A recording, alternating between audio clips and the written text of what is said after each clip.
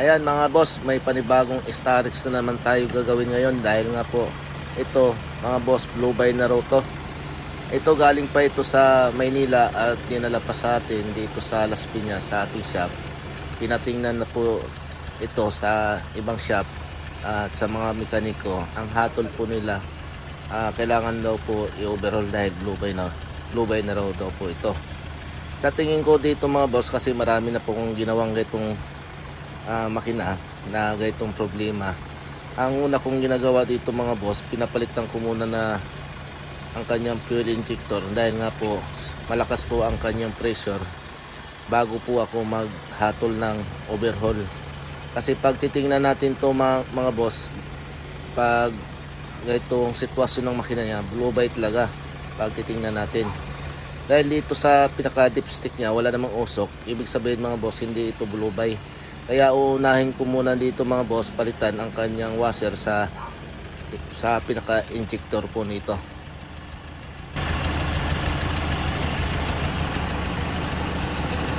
Ito po ang kanyang fuel injector mga boss, bali 4 po ito. Yan ang gagawin natin, tatanggalin po natin at yun nga, papalitan po natin ng pinaka washer po niya dahil nga po singaw ang kanyang washer. So yan nga mga boss, tinanggal na po natin ang kanyang pinaka fuel injector. Ito po ang fuel injector niya, so nililinisan na natin. Tapos ito yung washer na ikakapit po natin dito po sa pinaka injector para po hindi po sumingaw. So ito po ang kanyang luma, yun, papalitan po natin ng bago.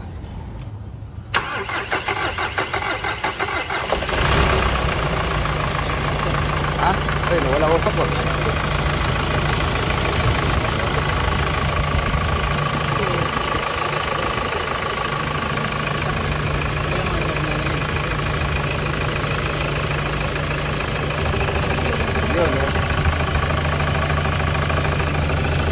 Ayan, mahina lang yan kasi hindi nakakapit eh.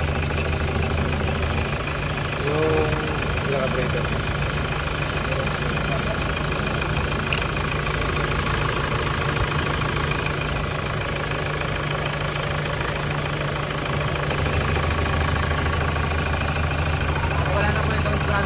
Wala na.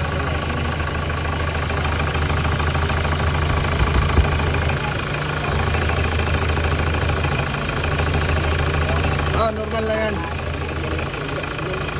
Kasi pag ano yan, pag nakatakip dito. Ayun ako, wala.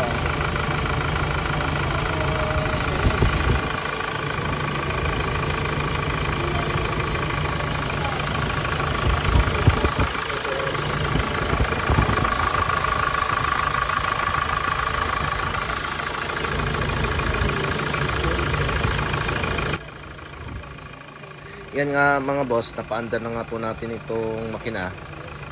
At dito nga mga boss, wala na po tayo nakitang malakas na pressure o blue bay. So yung ginawa natin mga boss, yun lang po ang sira, yung pinaka injector washer. So ito mga boss, okay na ito. Kapag ang blue bay na makina mga boss, ang isa sa palatandaan dito sa dipstick, malakas po ang usok kapag tinatanggal po natin to dahil nga yun po pag blue bay. So yung kanina hindi naman mausok to, ibig sabihin hindi po ito blue bay. So ito mga boss, okay na ito.